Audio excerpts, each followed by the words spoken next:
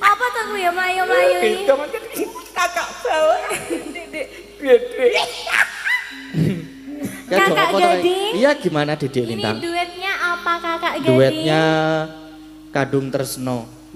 Ah, Kadung Iya. Tresno. Kakak Gading nggak bosen lagunya itu? Ya enggak soalnya apalnya itu. Oh, permintaan ya, itu Ya, tadi. request Ya, ini ya, tadi Oke, permintaan. permintaan. Ya, Oke. cantik ya Pak. Iya, Mak. Gisul terangane. Oh, isul siji ayune kok ngono. Gak nek gisul pitu ya Pak. 8. Ayo, coba ngelek ya Mas. Oh, aku cantik loh Mas. Lho. Lah ketoke wis. Lah kok Lah ketoke malih. den bagus sing ngarep. Lah kok rawo meneh.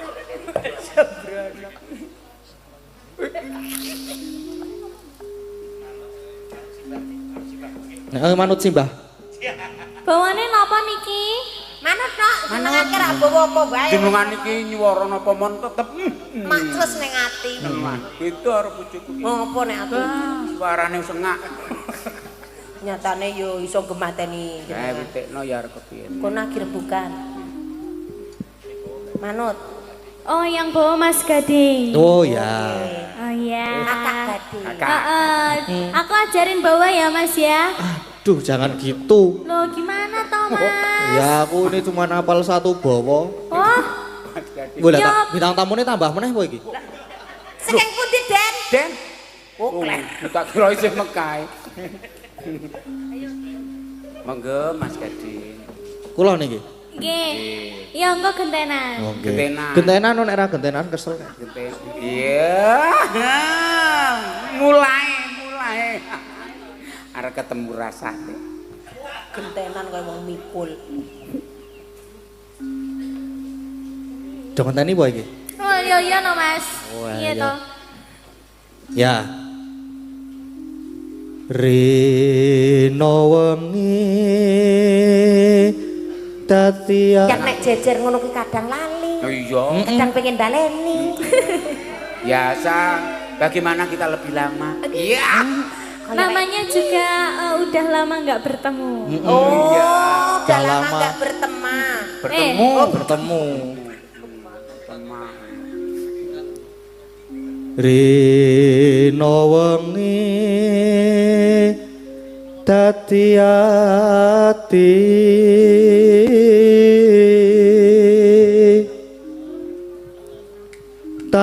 tanpa dahar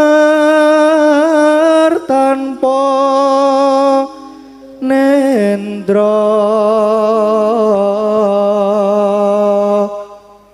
Kok mirsani kula to mbok mirsani Dik Lintang ngono lho. Ben ketemu. mau niku ngeling-ngeling cakepan nih Oh, ngeling-ngeling cakepan ngerti aku cakep. Oh makanya toh Mbak lek nyawang aku iki dadi lupa Lah ngono iya, lho, Mas aku Gading. nyawang iki. dadi gagal fokus.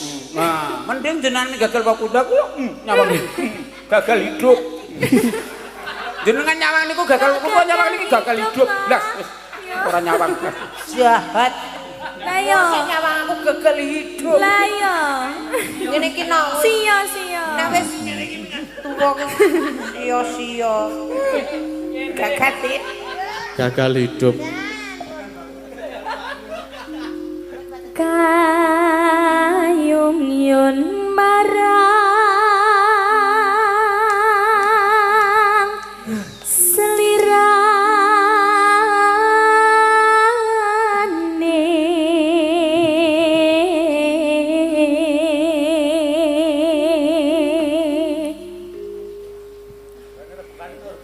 tansah kumawang ing netra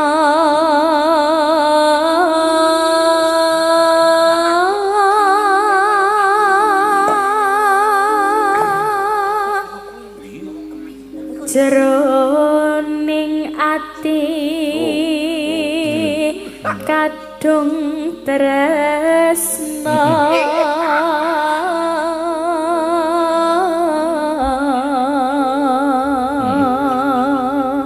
Lho, anu Dik Lintang. Dalam. Romane kaya urung ketemu mbok rada caket dadi Rodok mriko. Nah, rada nyedak sithik lho. Oh ngono. Iya. Allah, lu pucet. Pucet. Anoman Anoman dikono lecet. Beda iki. Menjono bawane dadi anoman tantut niki sing.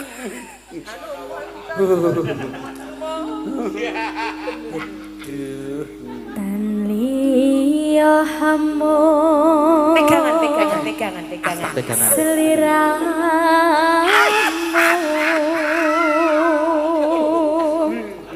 satemah lara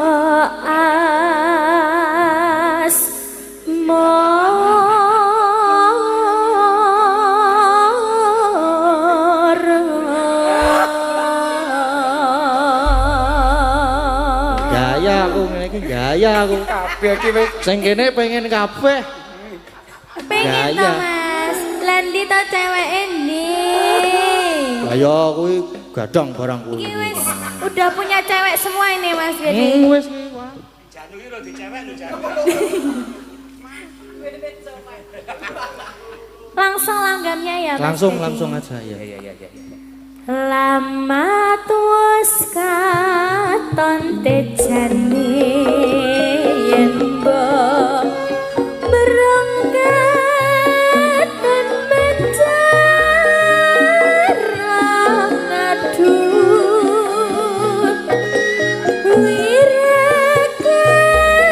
wirakani sinawangetan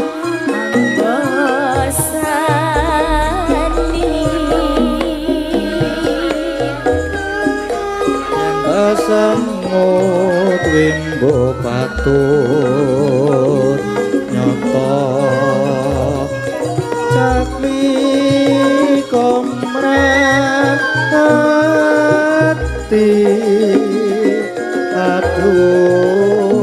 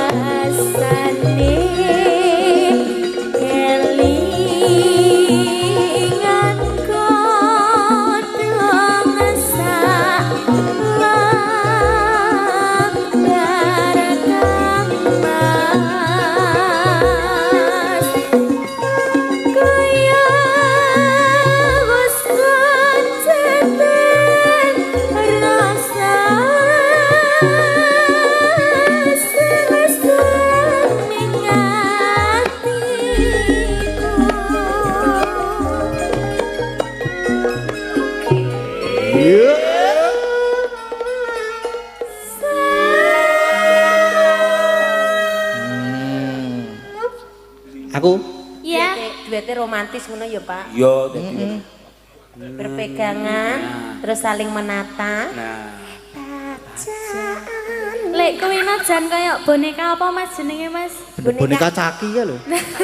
Lah ya cocok ya Mas ya. Mosok to Mas sing lanang ki cuwilik ngono. Nah, iya. Gak cocok sama yang cewek ngono ya Mas ya, berisi cantik. kowe kurang ngerti. Piye? Kene iki cilik, kene sing gedhe to. Kene kan stabil. Lah nek kono. Aku iso gedhe. Oh, tak kira stunting Mas. Yo stunting nok ra apa-apa. Gisi napa, Den? Enten antrak. Ketemu derek si Daud. Barang ketemu e. Kula niku weruh niki wedi. Lah pripun? Coba-copoten blangkone. Ora kaya bonang to ki. Lah nggih. Anu saene dituthuk kek nadane napa ngoten? Wong ki ora mung anu ning kabeh kudu nyawet. Oh, Nggih. Aduh. Oi. Mbah. men ngowe tak golek kresek aku tak nyegat kono. Mbah, dalange niki, Mbah. Nah. Yo kapok, Mas. Nah, itu dengarkan itu. Lah beda nek kaya aku kan dosen kena. Oh. Anu anu kula detok. Dosen ki tegese Nyawer. Oh Pak Newu. Muji. Ngendika nek saiki anggaran ki dipangkas, iki dadi angel dienggo kok ngene. Sesuk nek anggarane wis apik, sida ngundang. Oh, Sementara nggih. nyawer 500.000. Oh, ngaten. Oh, nggih. Nggih, Iki matur sembah nuwun. Alhamdulillah. Disyukuri ora apa-apa. Matur sembah nuwun, kita bersyukur ya Mas ya. Sik nok sik. Engko dipro loro kuwi isih kena. Sik 500. Terus wis 1000 kuwi. Gabung dadi 500.000. Oh, nggih bener. 500.000. Wah, cocok besok nyaur utang tanggoku ku arep ngono kuwi lunas. Utangku 500.000 kok. Sesuk tak ulungi ngono iki. Biang kelakine nak. Biang bagus e. Padha seneng banget to ngarapi Mbak Anting ki. Heeh no. Weh lah gara-gara ki ora ana catatan harus duduk, jemeneng ya kena kok. Heeh. Oh, penontonnya tesih kathah. Menunggu pesona Mbak Anting yo teng yo. Heeh, mengko ya ben dikancani ora apa-apa.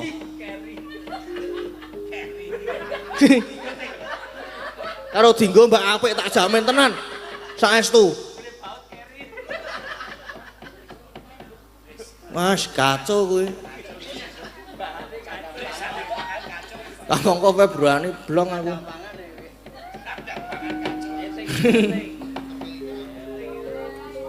Weh lah wis ket mau ki kok weh lah. Disepoti sing apik. Weh lah ya kudu sepot kok. Kanca-kanca semangat nyepot iki lho. Oh.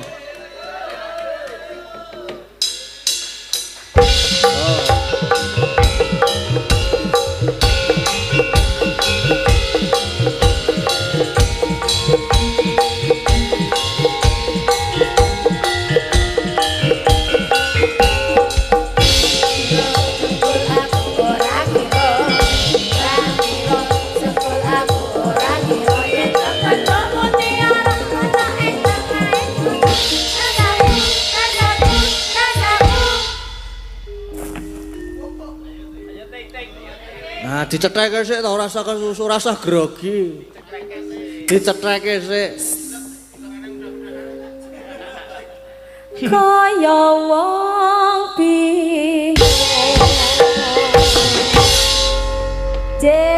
Sugeng dalu. Sugeng Mas dalu. Gading. Sugeng dalu. Lama tidak berjumpa. Nggih, selamat tidak berjumpa. Nggih, niki kula kena nembang alus-alusan riyen. Nggih, sing alus-alusan kula seneng sing alus-alus. Tapi mboten sabawa nggih. Weh. Anu. Bawa sing mboten akeh aneh napa ya? Nganu lambe kula niku sariawan. Apa? Waduh, lha iki wis bengi iki. Mulane sesuk meneh iki alon-alon. Ora usah kesusu. Tegese iki nek nganu ki lho nek ngunyah ki ora usah kesusu nek lagi maem. Iki sing sariawan niku lak lambe bibir, senes lidah. Nah, ini kayaknya kecantol behel. Oh, lah ngoten. Napane sing kecantol bel? Lambene apa meneh?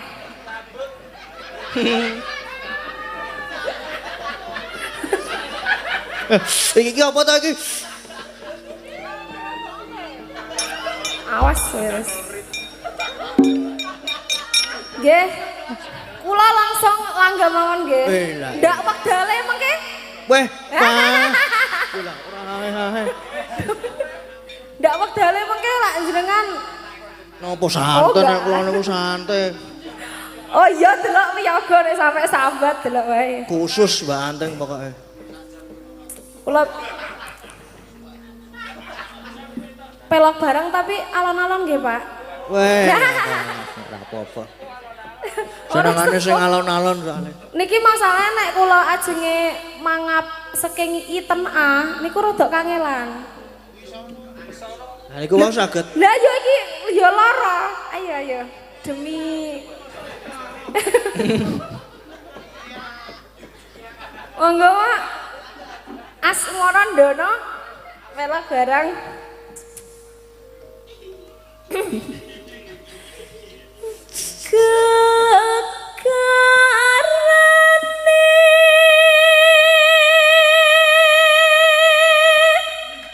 Wah, edan.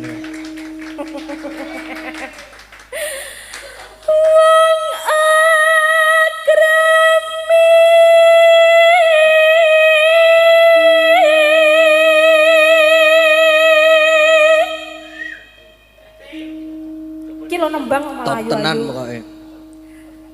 Aduh lho.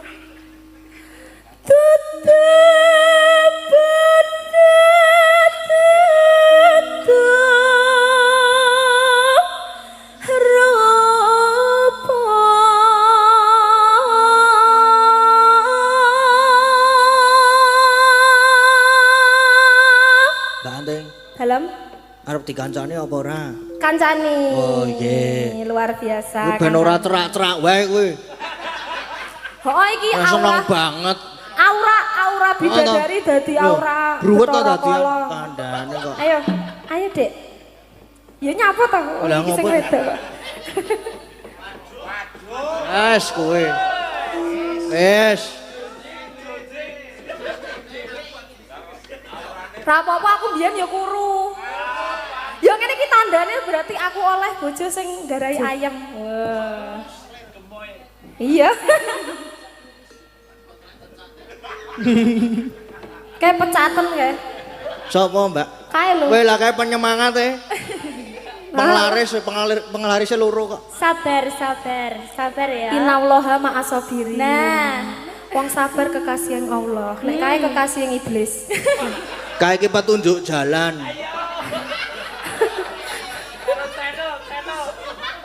Petunjuk jalan kae iki. Iki nanti Mas, iki nanti nganan.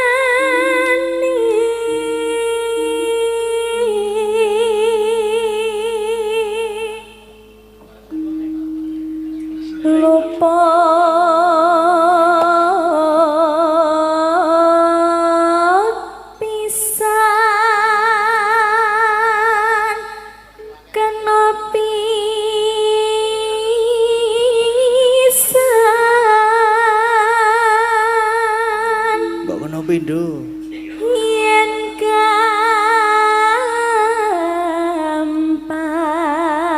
gampang luwih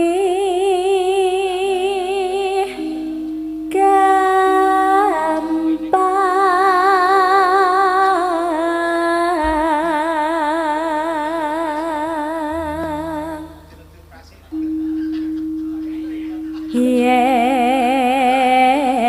yen angel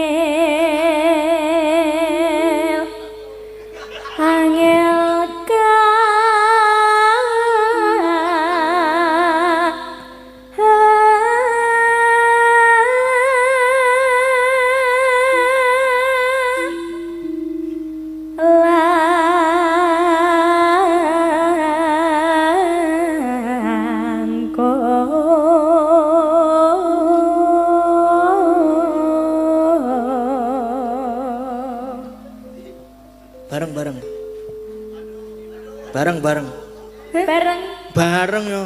Iya. tenan ya aja salah Kowe ora nek kleru kowe. tan kena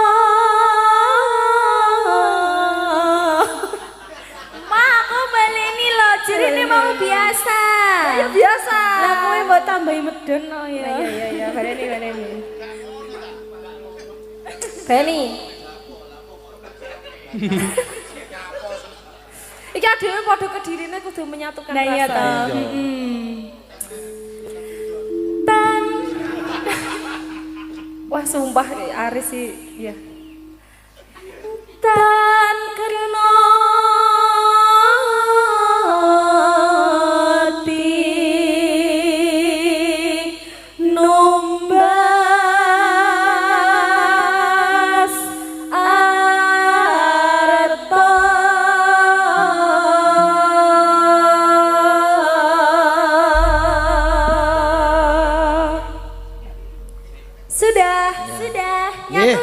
Sudah, ini sudah. Iya, oh belum. Oh iya.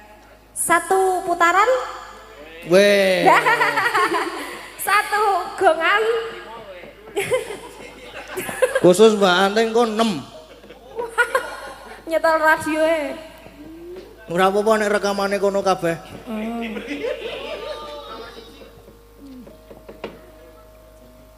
Apa iki? Jeneng gula. Oh nggih. Aja didoi. Oh ngono. Oh iya. Kadung.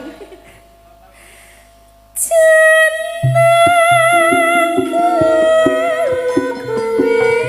ojo lali marang aku iki bakal was nalikane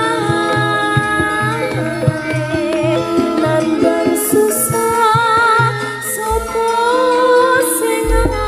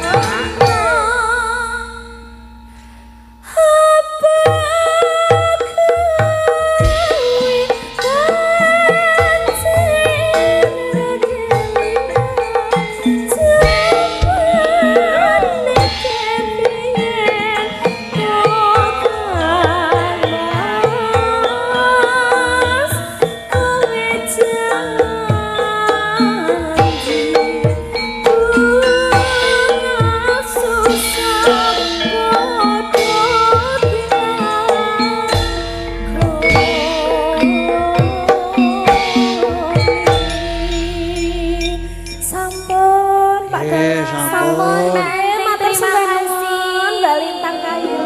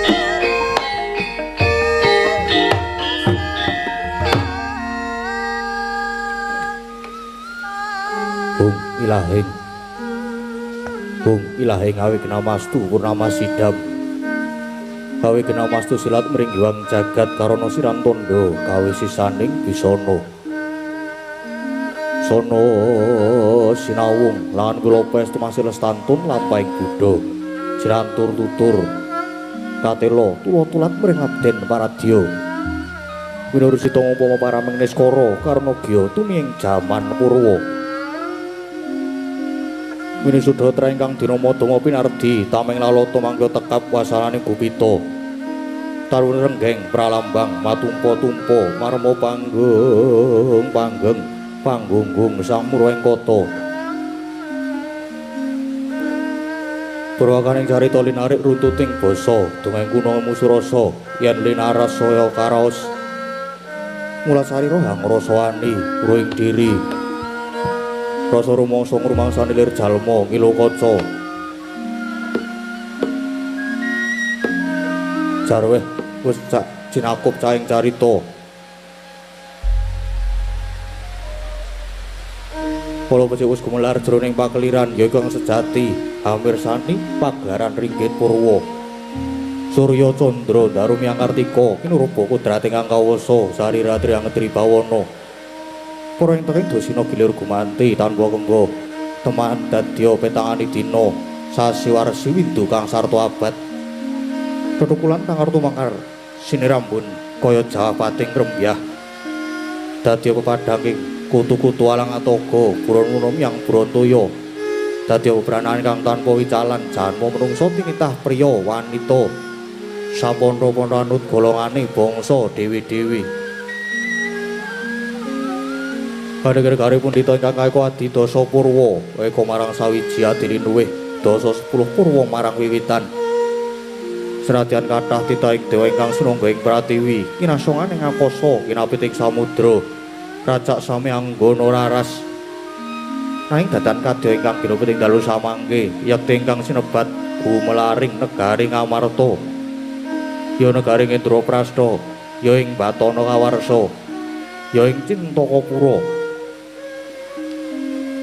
kapantes to kinarya kandha saratri mangke awit ngupaya negari 100 tanantuk kalih nadyan sewutan jangkep sadasa negara dasar negara ingkang panjang kunjung pasir wukir loh jinawi gemaripah loh jinawi kerto toto turaharjo tur dasar para kawulane sedaya samya sayek saeka kapti akarya luhuring nusa bangsa lan negari tu negaring Indraprastha kena winastan negara ingkang gedhe obore padhang jagate dhuwur kukuse jero tancepe adoh marang puncarane mula datan nama mokal lamun ngenguwung tejane ngambar arum kuntaping nagri lah sinentawa ingkang jumeneng nata ambek bau denda Anyakrawati yakti ajejuluk Maha Prabu Puntadewa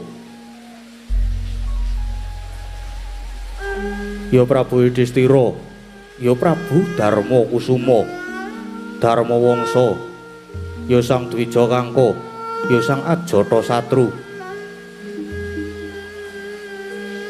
Nalendra ingkang berbudi bawa leksana tur hambek angayomi dharma angayomi agami suci angayomi para kawula kang sami angreksa raharjaning nagri duwe angayomi dateng hak ing sapadha-padha Hanggung hangaosi dateng asanes jumeneng ing sang nata nyata saking setya bektinipun para kadang Pandhawa ingkang ngembat ing ring praja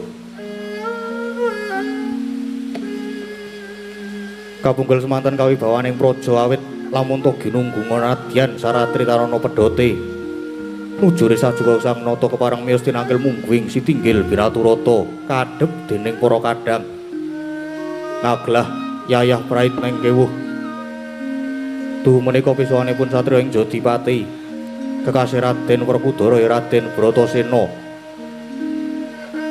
dene kang lenggah mabuka mari kelemu kolir konjem Batala tuhu menika pisuwanipun sang pamadya satriya ing Madukara kasih Raden Arjuna ya Raden Janaka ya Raden Permadi.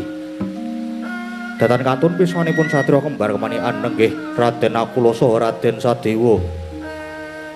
Dene ingkang pinangka tetindhing para wadya parangka dalem.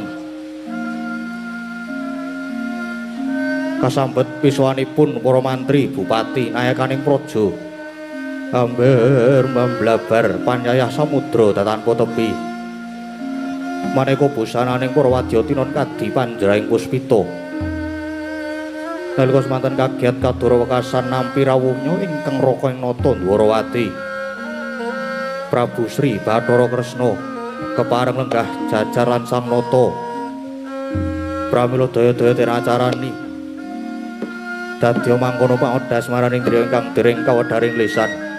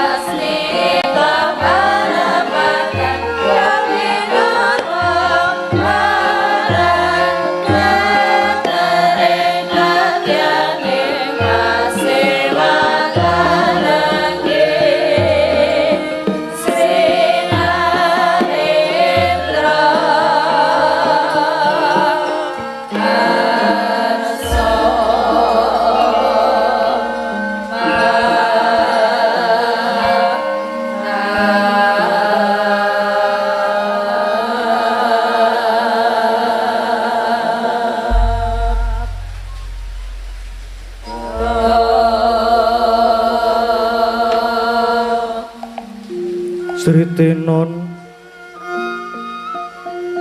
ing pasewakan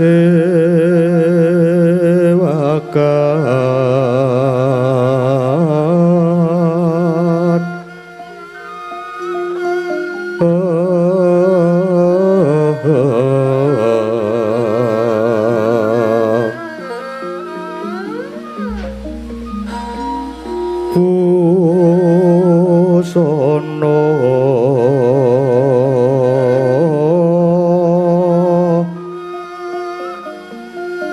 busana maneka warna maneka warna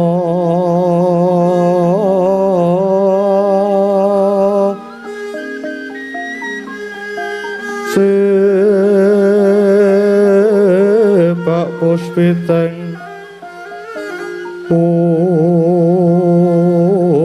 Udyono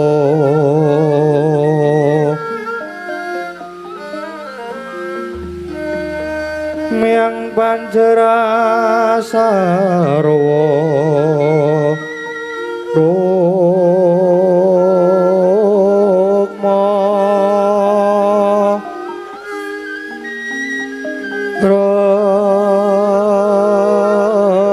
ranggeng manik Narawata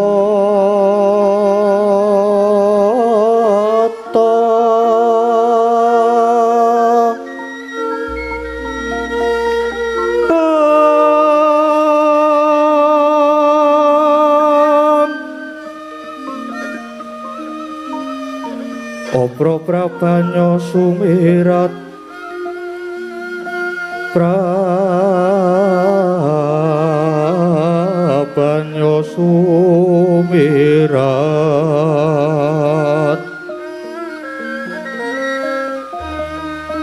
kenyaring decoli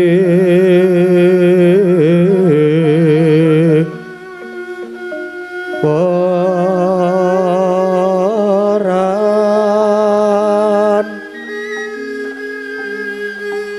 lir kilat sisiring tadet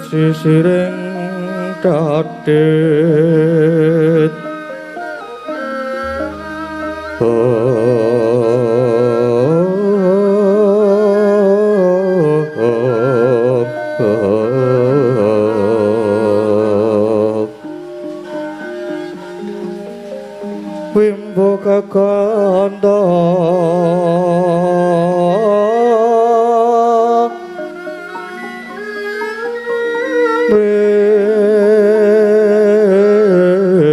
ingin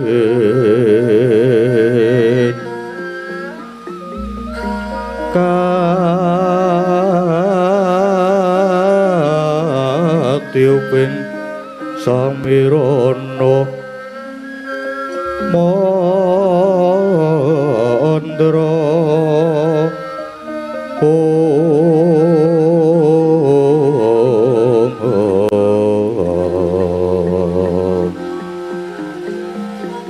sabaran mangambar kungas ngepeki madyaning pasewakan tandya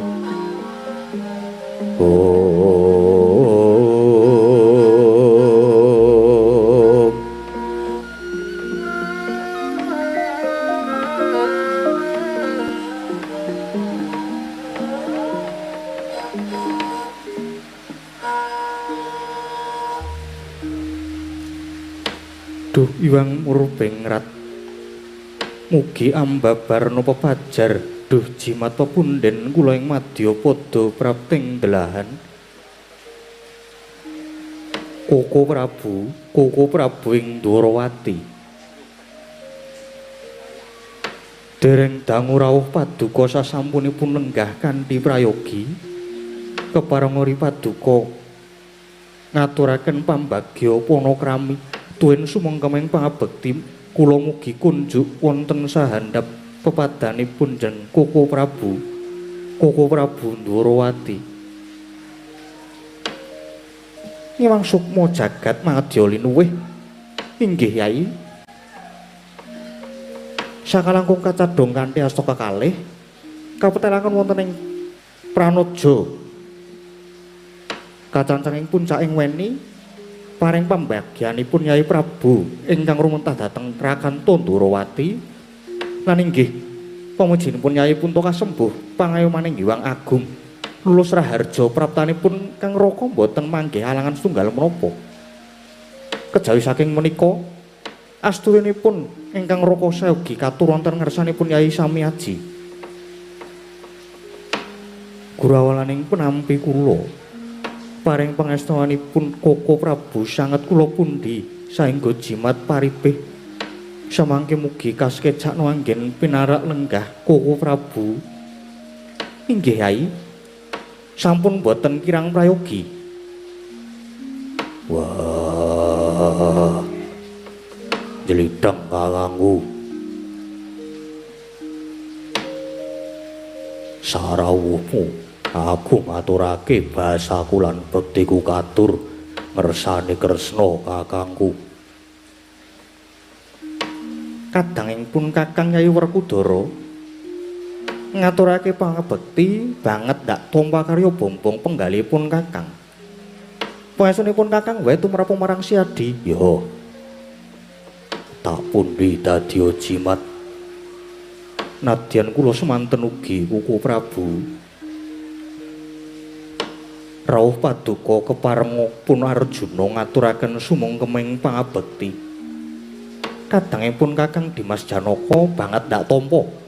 Andayanana teguh kayuwananing pun Kakang.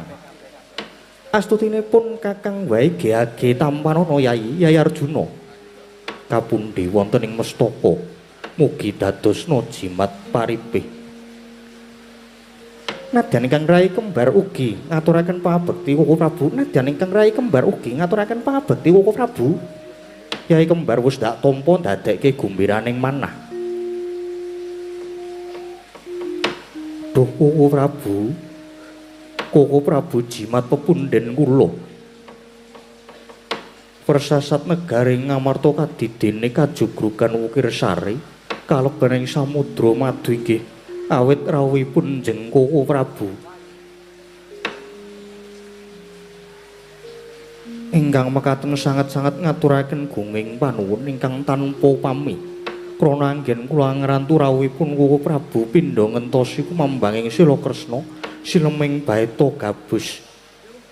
Awit nalika Koko Prabu dereng rawuh raos ing manah kula peteng dedet leliwengan pindha bangun kasaputing lebu.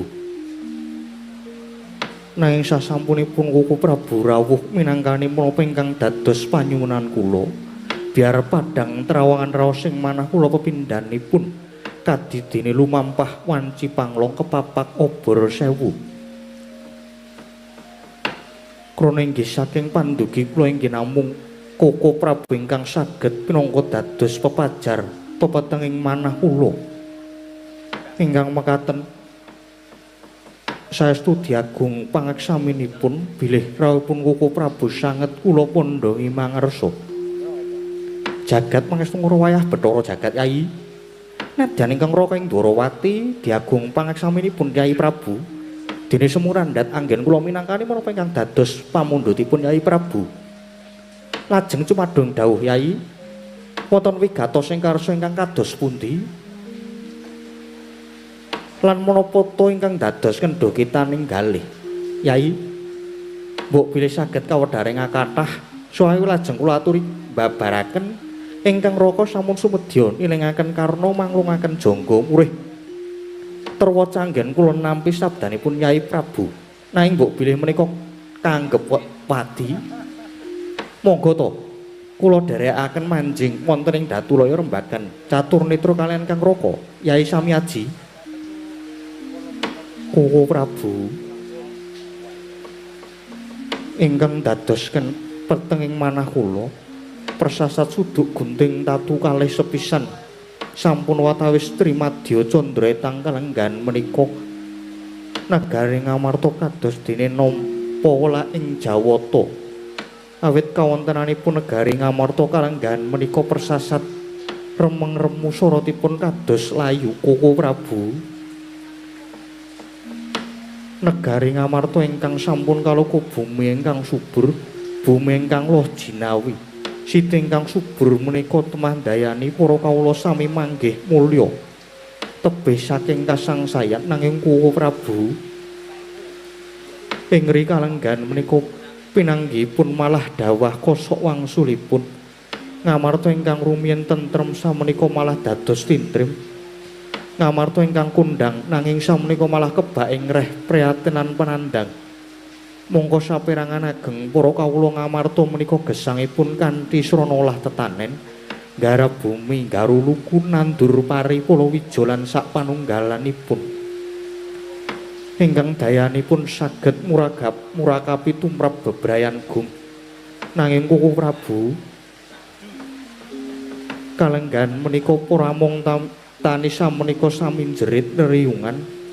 Inggih labet menika buminipun dados cengkar, sitinipun dados grasak. Para mung tani nadyan sami nandur nanging saugrawancinipun sami panen temtu gagar wigar urung kababar. Kepara tetaneman malah sami keparak ing oma. Boten ama mungkel lajeng kathah para kawula ingkang sami nandhang sakit. Ingkang kaping kalih nalika semanten kula naliti wonten ing gedhong pusaka. Boten nginten jebul Kyai Jimat pustaka Jamus Kalimasada kalenggahan menika malah murca. Duh Kuwu Prabu, menapa ecalipun Jamus Kalimasada menika lajeng wonten sambet rapetipun kalian pageblug menika. Kuwu Prabu, kula nyuwun dawuh sabda tama paduka Kuwu Prabu ing Ndarawati. Handra ingkang puspita rum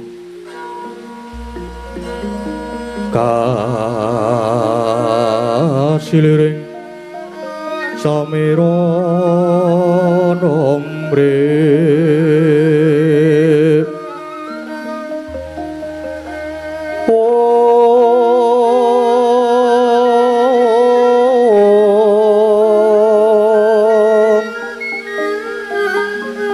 sekar